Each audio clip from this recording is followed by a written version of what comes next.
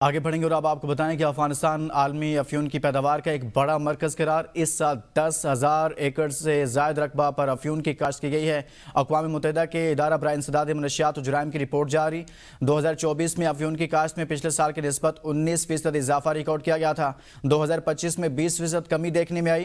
2023 میں 10,800 ایکڑ، 2024 میں 12,800 ایکڑ رقبے پر افیون کاشت کی گئی۔ زابل، کنڑ اور تخار میں افیون کی کاشت میں اضافہ ہوا۔ خشک سالی کے باعث افیون کی فصل بڑے پیمانے پر تباہ ہوئی۔ ماہرین کا کہنا ہے کہ افغانستان میں گزشتہ سالوں کا افیون سٹاک 2026 تک کی عالمی طلب پوری کرنے کے لیے کافی ہے۔ 2025 میں افیون کی پیداوار 296 ٹن رہی۔ افیون کی قیمت $570 فی کلو گرام رہی۔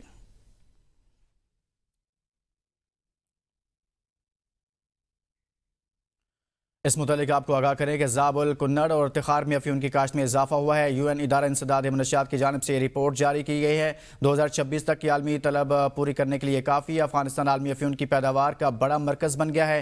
اقوام متحدہ کے ادارے کی جانب سے تفصیلات جاری کی گئی ہیں۔ خاص طور پر اگر بات کریں اس کی کاشت سے متعلق تو زابل، کنڑ اور تخار میں افیون کی کاشت میں اضافہ ہوا ہے۔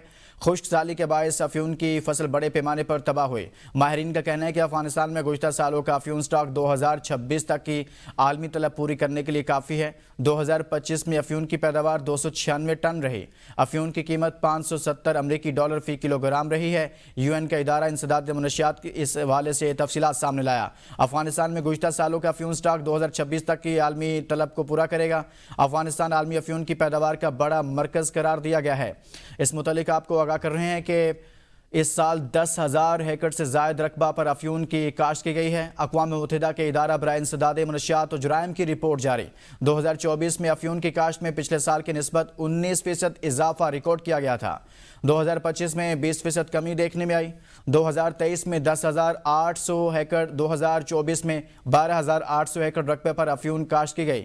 زابل، کنڑ اور تخار میں افیون کی کاشت میں اضافہ ہوا ہے۔ خشک سالی کے باعث افیون کی فصل بڑے پیمانے پر تباہ ہوئی۔ ماہرین کا کہنا ہے کہ افغانستان میں گزشتہ سالوں کا افیون سٹاک 2026 تک کی عالمی طلب پوری کرنے کے لیے کافی ہے۔ اسی پر بات کریں گے تجزیہ کار عبداللہ حمید گل صاحب ہمارے ساتھ موجود ہیں۔ عبداللہ حمید گل صاحب، UN کا ادارہ اس حوالے سے اعداد و شمار سامنے لے کر آیا ہے کہ افغانستان میں افیون کی جو پیداوار ہے، جو کاشت ہے، اس میں مسلسل اضافہ ہو رہا ہے، کیا کہیں گے آپ؟ بسم اللہ الرحمن الرحیم۔ یہ یقیناً ایک بہت ہی افسوسناک بات ہے۔ اس کی وجہ سے یہ کہ افغانستان جس کے اندر ظاہر ہے کوئی اور کام تو ہے نہیں ان کے پاس، یا وہ جنگ لڑتے ہیں یا پھر جو ہے وہ منشیات جو ہے وہ بیچتے ہیں۔ ایک تقریباً ایکڑ جو ہے زمین وہ 18 سے 25 لاکھ روپے جو ہے افیم کی فصل کے اوپر دیتی ہے۔ اور اسی طریقے سے جو ہے عالمی جو ڈرگ مارکیٹ ہے جس کے اندر پوری دنیا کی جو نارکوٹکس اسمگل ہوتی ہے، اس کے اندر 93% جو حصہ ہے وہ اس ٹائم پہ افغانستان کا ہے۔ جب امریکہ وہاں موجود تھا تو اس ٹائم پہ 6,800 ٹن جو منشیات تھی وہ دنیا کے اندر وہاں سے گئی تھی افغانستان سے۔ اب آپ اس سے اندازہ کر لیں، ظاہر ہے اس میں مغربی ممالک جو ہیں وہ پیسے والے ممالک جو ہیں وہی خریدار ہیں زیادہ۔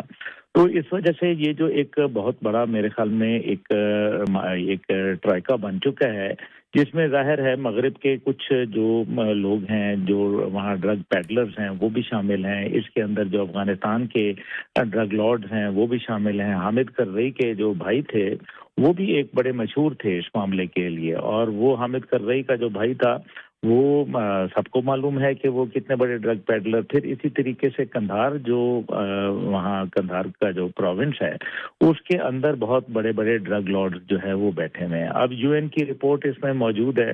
دوسری جانب یہ بھی آپ دیکھ لیجئے کہ ابھی ہمارے خیبر پختونخوا کے اندر جو وادی تیرا اور جو خیبر ہے وہ اس کے اندر 12,000 ایکڑ جو ہے وہ اس ٹائم پہ جو ہے وہ قاعدہ ایک جو کرائم ہے، یہ تو کیونکہ پاکستانی حکومت کو نے منع کیا ہوا ہے، لیکن خیبر پختونخوا حکومت جو ہے اس کے اوپر پتہ نہیں کیوں جو ہے جو جامع اقدامات ان کو لینے چاہیے وہ نہیں لے رہے۔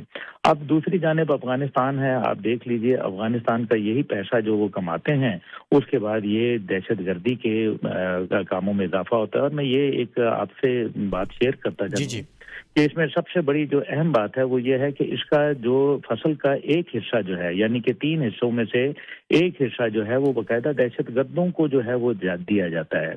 और क्योंकि दहशत गर्द वरना बसूरत दीगर वो उस फसल को आग लगा देते हैं, वो अपना भत्ता वसूल करने के लिए वहाँ मौजूद होते हैं, तो 1% हिस्सा जो है आप अंदाजा करें। और फिर जब इसी तरीके से अफगानिस्तान के अंदर जो मुख्तलिफ फैक्ट्रियाँ हैं, क्योंकि ये तो एक सिर्फ अफीम जो है वो काश्त की जाती है, उसके बाद जो उनके पास वहाँ फैक्ट्रियाँ बनी हुई हैं जो वहाँ केमिकल के जरिए जो है ड्रग्स बना रही हैं, जिसके अंदर आइस है, जिसके अंदर दीगर जो इस किस्म के नशे हैं, ये तमाम वहाँ बन रहे हैं और पूरी दुनिया के अंदर जो है सप्लाई हो रहे हैं। इससे पहले निकारागुआ में और लैटिन अमेरिका के अंदर ये चीज़ें हुआ करती थी और वहाँ जो बाकायदा उनके जो एक ज़माने में सदर थे नोरिनको, उनको जो है वो पकड़ भी लिया गया था। लेकिन उसके बाद जो है वो फिर ये अब लैटिन अमेरिका से आहिस्ता आहिस्ता शिफ्ट होते होते जो है ये अब अफगानिस्तान पहुंच गया। और अफगानिस्तान जो है क्योंकि इसका फिर रास्ता फिर आगे वस्ती एशिया और वस्ती एशिया से जो है फिर ये यूरोप के अंदर जो है ईस्टर्न यूरोप से जो है वो दीगर यूरोपियन मंडियों तक एक्सेस करते हैं, रूस के अंदर एक्सेस करते हैं। तो ये एक बहुत बड़ा मेरे ख्याल में एक कर्ज है जो आने वाली नस्लों को जो है बर्बाद करते हैं। और एक तरफ अफगान तालिबान जो है वो अपने आप को जो है कुरान और सुन्नत के ताबे कहते हैं, दूसरी जानिब जो है वो ये भी कहते हैं कि अफगानिस्तान के चप्पे चप्पर पर उनका जो है वो कंट्रोल है, और तीसरी जानिब जो है वो ये मनशियात उगाते हैं। मुल्ला उमर जो थे जब वो तालिबान के लीडर बन के पहले लीडर बनकर उभरे तो उस टाइम पे उन्होंने मनशियात की पाबंदी जो है वो इसके जो अफीम और पोस्त की जो काश्त थी उसको ममनू करार दिया था और वो जला दिया करते थे। लेकिन आज जो है वो अफगानिस्तान के अंदर मुल्ला उमर की जो तालीमात हैं उनको रौंद के रख दिया गया है। पाकिस्तान मखासमत में और कुफार को खुश करने के लिए इस हद तक चले गए हैं कि दहशत गर्दों को जो है वो बाकायदा अफीम काश्त करने की इजाज़त दी गई है ताकि जो है मनीशात जो हैं वो बेच के आलमी मार्केट के अंदर जो है वो असला खरीदें और उसको पाकिस्तान के खिलाफ खुदा न खास्ता इस्तेमाल करें। इसके अलावा इसमें भारत के ट्रेसेस भी शामिल हैं, क्योंकि बदनाम ज़माना जो रॉ है, जो भारतीय इंटेलिजेंस एजेंसी है, बाकायदा सबको मालूम है कि वो जो है वो रॉ की जो जंगें हैं, जो खुफिया जंगें वो लड़ती है, वो बाकायदा इसके अंदर उसका ड्रग्स का जो है वो कारोबार करते हैं। इसी तरीके से अमेरिका की CIA जो है उसके मुतल्लिक पूरी दुनिया को पता है, CIA ड्रग वॉर्स जो है वो लिखा हुआ है कि CIA जो दुनिया में जंगें करती है वो भी ड्रग के मनी से करती है। ये मैं नहीं कह रहा बल्कि ये दुनिया के अंदर किताबें लिखी गई हैं। तो बहरहाल ये एक अलमिया है और पाकिस्तान जो है इसका खमियाजा भुगत रहा है। मेरे ख्याल में अफगान हुकूमत को जो है ये बात समझनी चाहिए है कि वो पाकिस्तान के हवाले से तो अगर साइड पे ही रहने दे, लेकिन इस्लाम के हवाले से क्या ये जायज़ है? क्या कुरान इसको जो है वो जायज़ देता है? क्या इंसानियत का कत्ल करना ऐसे ही नहीं है कि जैसे जिसने एक इंसान को कत्ल किया गोया उसने पूरी जो है पूरी इंसानियत का कत्ल किया? बिल्कुल दुरुस्त कह रहे हैं अब्दुल्ला हमीद गुल साहब। यही तालिबान थे, माजी में इन तमाम चीज़ों पर पाबंदी लगा रखी थी और इस हवाले से बात कर रहे हैं।